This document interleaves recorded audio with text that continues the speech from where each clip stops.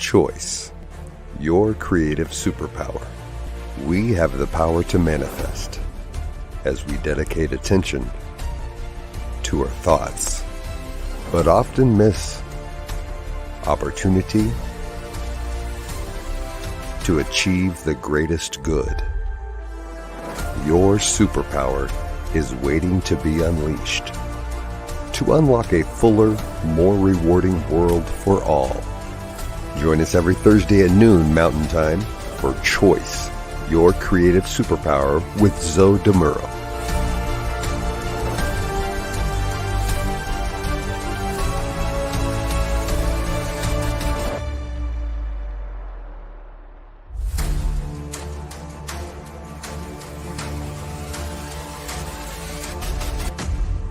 And now, here's Zoe. Hello, folks. Welcome to the New Thought Media Network.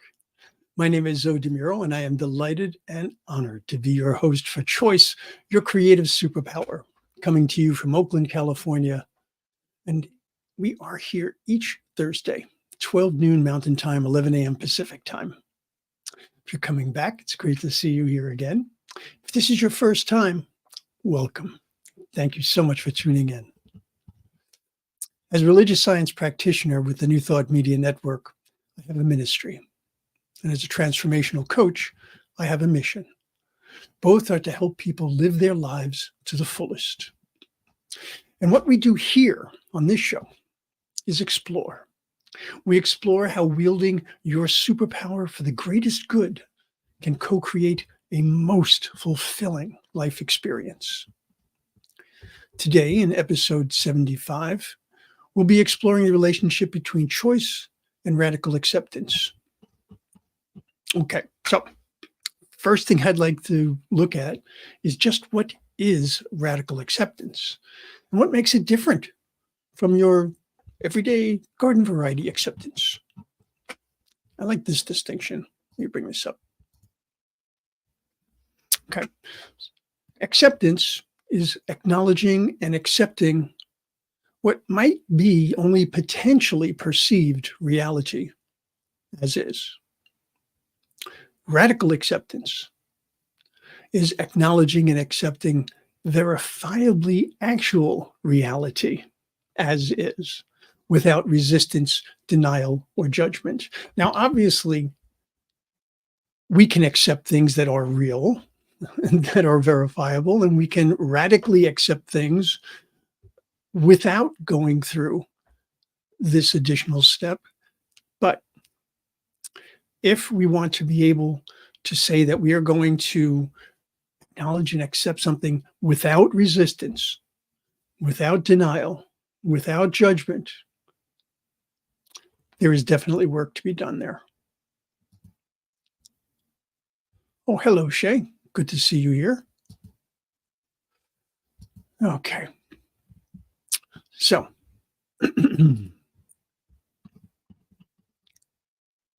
take this down. There we go. The term radical acceptance was coined in something called DBT, dialectical behavior therapy, which is a therapeutic technique that was started as a way to change behavioral patterns. I mean, things like self-harm, substance abuse. But eventually, it evolved into a process to work with acceptance and strategies for change, right? To help balance and synthesize them into what would be a cohesive process. Now, it might sound to you that radical acceptance is only way to go. Or you might look at it and say, that's a terrible way to go. So let's consider a few things here. Let me bring this up.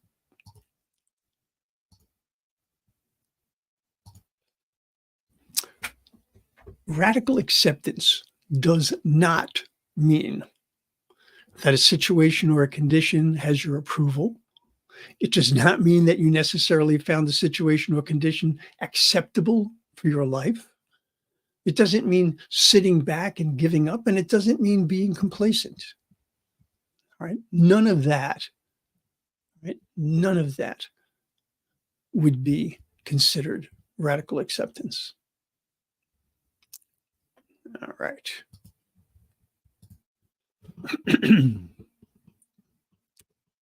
Radical acceptance actually had its origins in Buddhism.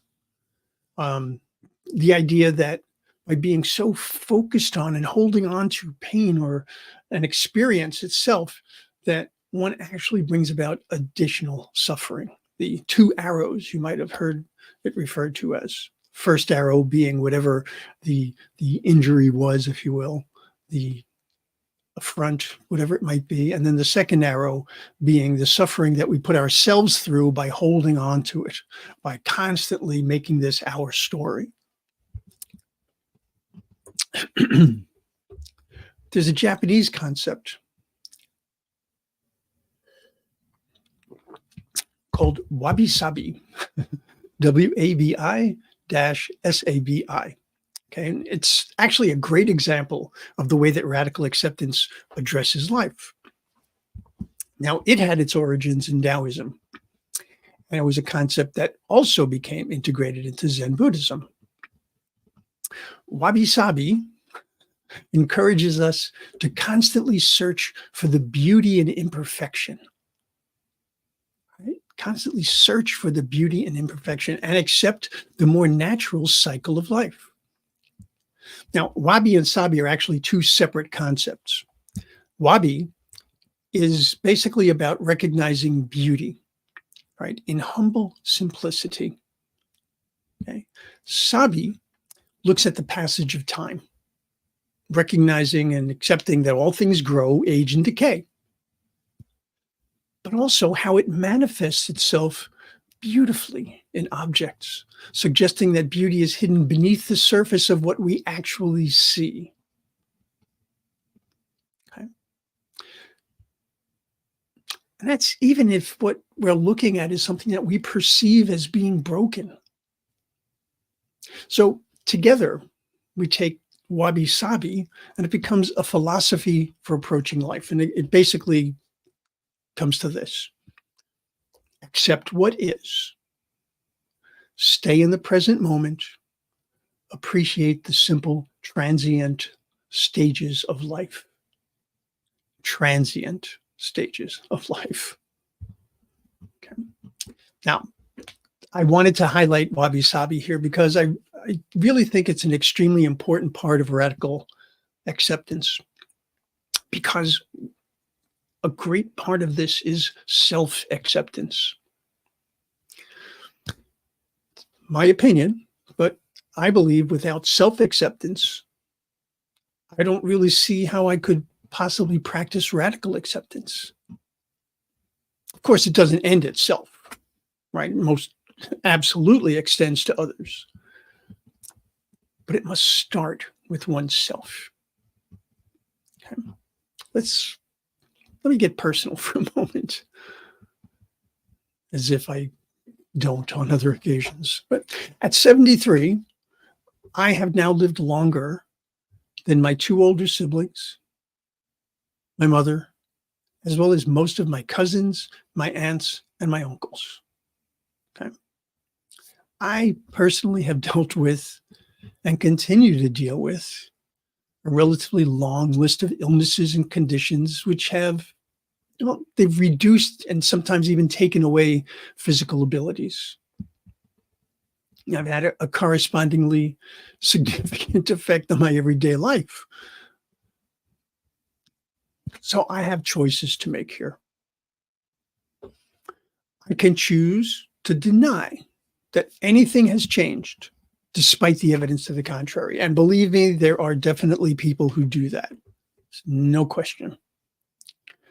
I can choose to recognize that these changes have occurred and simply ignore the changes, right? And just let the chips fall where they may.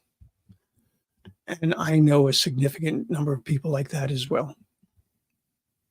And I would say at times I have done the same thing.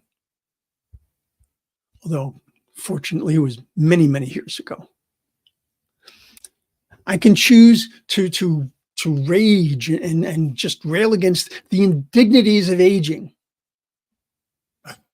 and just feel completely victimized and defeated. I can choose to accept that a certain degree of physical decline does occur as people age. Okay, a certain degree of it. And not but, and I can also choose to actively and consciously do what I can to mitigate the issues as best I can. Okay, I can seek alternatives where appropriate. I can bolster other capabilities to assist as needed. And by allowing myself to be without comparison to others and without comparisons to my brash and out of control younger self, who, by the way, probably would not have had the wherewithal to deal with any of this. All right. So, choices available to me run the gamut from denial to radical acceptance. And it's radical not because the acknowledgement of these are particularly unpleasant and unwelcome, which frankly they are, but it's because of the choice to work with them, to work through them, and to thrive in spite of them without ever denying the reality of their effects, nor the possibility for a fulfilling life. So it's a matter of accepting that the condition or circumstance is, that it exists, as in, it is what it is, without judgment, without why me, this isn't fair, but with a commitment to coping and prevailing. Personally, I'm constantly faced with technology roadblocks, new hardware, new software, new processes. Basically what I call first of the first world problems, meaning they're about as far from being critical life problems as can be. Nevertheless, I have noticed that the more these challenges stump me, the greater the likelihood that I will bend someone's ear complaining about how frustrating it is to be stopped short. Oh, but my ability to resolve this problem, it's so irritating. Oh, this is just interrupting my X and my Y and my Z. Until I realize I'm spending more time complaining and far less time and energy actually working to resolve the problem. And that was a choice. Well, it's another example of how I can practice radical acceptance, right? Yes, the problem exists. Yes, it's stalling my progress with my plans. Yes, it's important to resolve it. These are all facts, verifiable reality, if you will. But those are facts that are specific to the current situation, my current state of ability and depth of knowledge. So the situation isn't going to change on its own. Right? It's like if you've ever had a problem with your car and you just kind of look at it and okay, well, I'm gonna try this one more time, and you turn the key one more time, as if somehow mystically, magically, it's going to feel better. Well, the situation isn't going to change on its own, right? So with all these different things that are going on for me,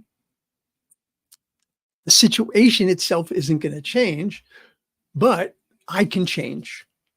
All right. I can learn. I can get support. I can grow. I can increase my knowledge, increase my abilities. Okay. Not going to let that computer stop me. It's a tool. I'll learn how to use it. So neither complaining nor wallowing in self-criticism is going to resolve any of it, right? It's just not going to. I can choose to bear in mind that energy and attention are in human terms, certainly finite resources. I get to choose how I will expend and focus those resources. Ooh, radical, isn't it?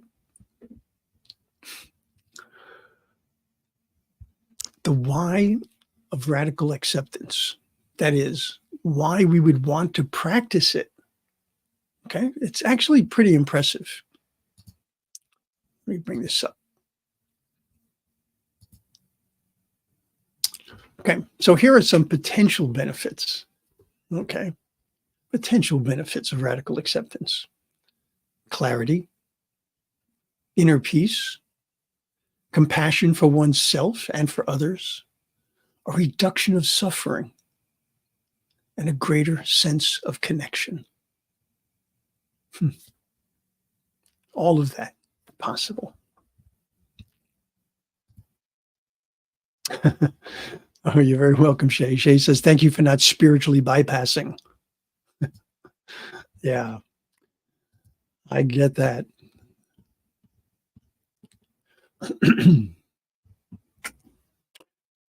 So those are the potentials.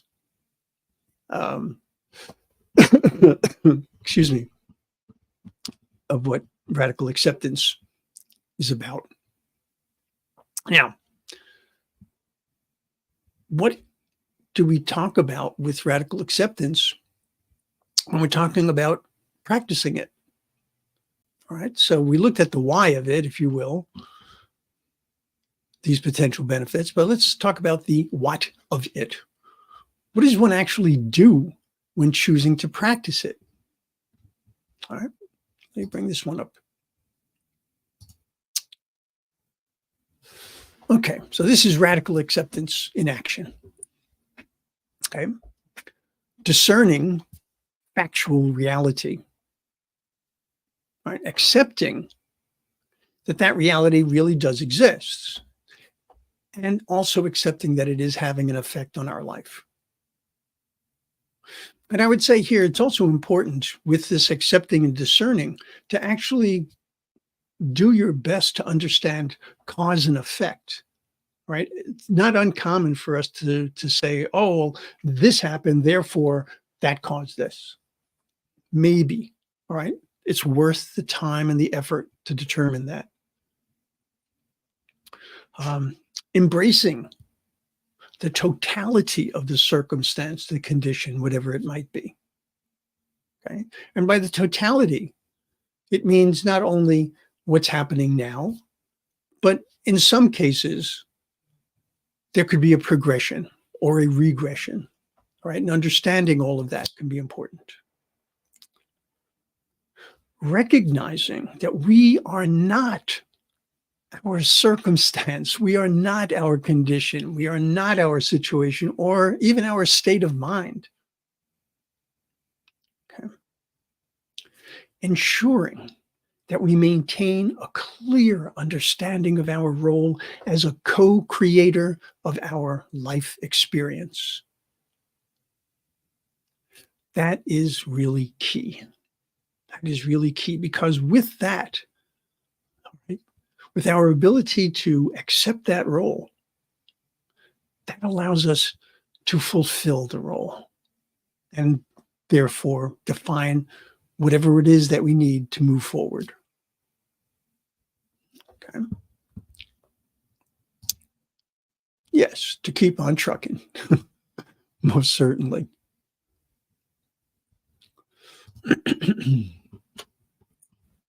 Okay, let me take this down.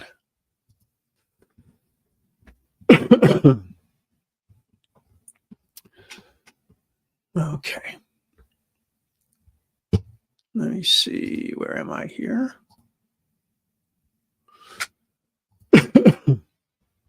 Okay, so let's talk about choices that I can make, which would be kind of the why of, or rather the how of radical acceptance. Okay, I'll bring this one up. Okay, these are some choices that enable radical acceptance, all right? Because the whole thing with radical acceptance is it's all your work to do, all right, or all my work to do. Doesn't belong to anybody else. It's all ours. So, primary choice, choosing to practice it in the first place. Okay. Welcome everything, push nothing away. That's a quote from Franco Staszewski. And what that means is suspending a rush to judgment. All right. It's probably one of the things that I want to work on the most for myself right now. All right. Something happens and there's that knee-jerk reaction. Don't want that. I want to build in that space to allow myself to think, to discern. Being open to paradox, to contradiction, to mystery.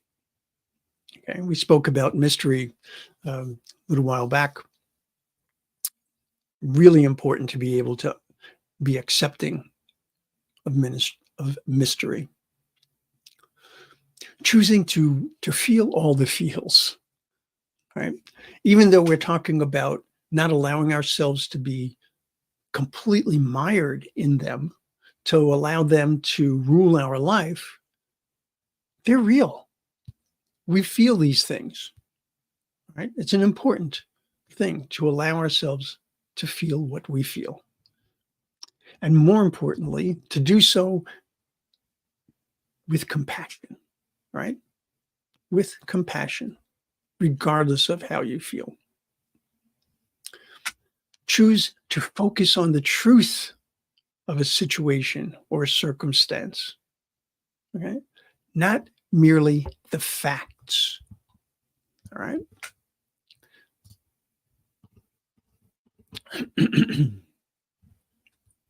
Now, what do I mean by focusing on the truth and not the facts? Well, let me bring this down here, first of all. Okay, so a great example of this, my favorite example actually, has traditionally been the 4-minute mile. It was a fact for many, many, many years that no human had ever been recorded running a mile in 4 minutes or less. That was a fact until someone did. All right.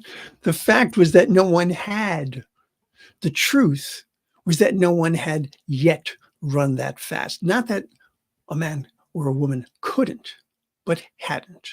Right. And that is a perfect example of the difference between acceptance and radical acceptance. The runners who have broken that supposedly unbreakable pace accepted that the pace had not been run. That was factual, that was verifiable, but they also knew that they could work towards that goal. They didn't necessarily have to accept the final outcome that had no real bearing on reality. And instead, they chose to create the reality that they saw as possible. Okay. Now, with all these wonderful things that I'm saying about radical acceptance, I will also say that there are times and there are circumstances when radical acceptance is not going to be your best choice. First and foremost, if you are being subjected to abuse in any form, right? Currently, if you're being abused in any way, there is no accepting that situation as being reasonable or deserved or appropriate in any way. Okay. Likewise, choosing to allow yourself to persist in damaging or destructive behavior by telling yourself, well, that's just who I am. No, that's not practicing radical acceptance. Nor is deliberately, endlessly revisiting the same past events over and over again without looking for whatever lesson or message might be found there, which would enable you to then move forward. There's a term in Swahili, I believe it is, called Sankofa. And there's a wonderful illustration for it. It shows a bird looking back, and it has in its beak an egg, right? And the idea is that we do look to the past, and we look to the past for what we can bring forward that is of real benefit for us. Okay. Far different from simply being mired in the past situation. Okay. A couple of examples from my own life. Recovering from abuse, recovering from addiction. Okay. As important as it was for me to look back at the abuse that I suffered as a child, if I simply stayed in a victim consciousness, I never would have survived, let alone thrived. Likewise, considering all of the damaging and truly awful things that I did while in the throes of addiction, I could have simply chosen to believe I'm worthless. And, I really I need the alcohol and the drugs to function. Or I could, and I did, choose to abstain from those poisons and dig into what was truly going on within me. That I was using these drugs and this alcohol to hide from. All right. And it was quite convoluted. And actually, it was kind of an intersection, if you will, of the abuse and the addiction.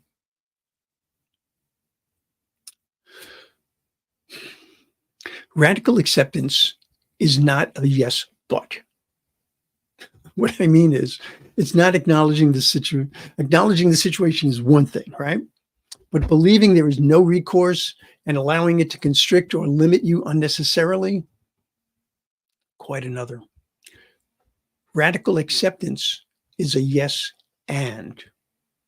Yes, I accept what happened, what I felt, etc. And this is what I am going to do to address and, if appropriate, rectify it. And I might not know. I might not be able to find that answer on my own. I might need help to do so. But that's a step, all right? I find that to a very great extent, radical acceptance is more about oneself than it is about other people. Think of it this way. Whether I'm accepting a situation, a state of being, a loss, a grievance, an injury, an affront of any kind, if I choose to accept it without considering what's mine to do, I've barely scratched the surface of what I'm capable of doing to bring about my greatest experience of life. And bear in mind, the active aspect of radical acceptance goes beyond simply saying, yes, that exists or that is true. We get to choose what ands we want to add on, such as, and I choose to understand why I am reacting in this way. And I choose to decide what effect this will have on me right now, going forward, or even for my life. And I get to choose that depending on what I want to do. If I choose to say I'm going to ignore this, well, what's the possible outcome of that? If I say I'm going to address it, what's the possible outcome? All right. If I say, yes, I understand that this is the situation, but I do not see this as something that I want to last, what am I going to do? So I get to choose to explore, to see how I might learn and grow because of the situation or the circumstance. All right. What isn't a blessing is a lesson. And lessons are blessings too. So I'm not saying with all the terrible things that could possibly happen that we're just going to sit around smiling about it.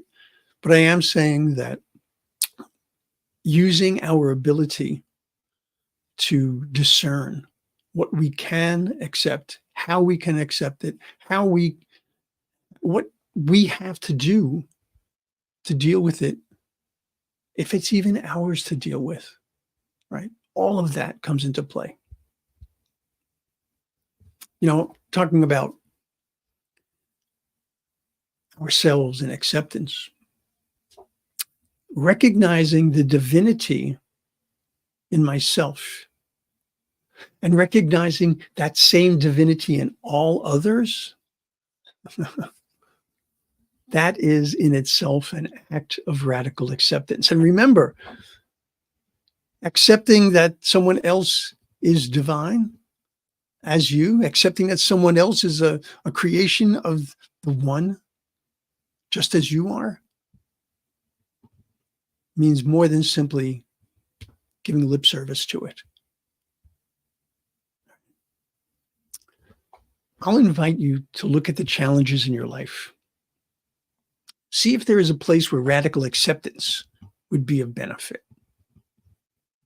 While you're at it, take a look at those things you've accepted, and in your heart of hearts, you would be far better off not accepting them. And then ask yourself, what's mine to do? And then do it. That's radical acceptance as well. So I want to leave you with this quote from Brené Brown from her book, Rising Strong. Let me see, where am I here? There we go. Brené says, the irony is that we disown our difficult stories to appear more whole or more acceptable. But our wholeness, even our wholeheartedness, actually depends on the integration of all our experiences, including the falls.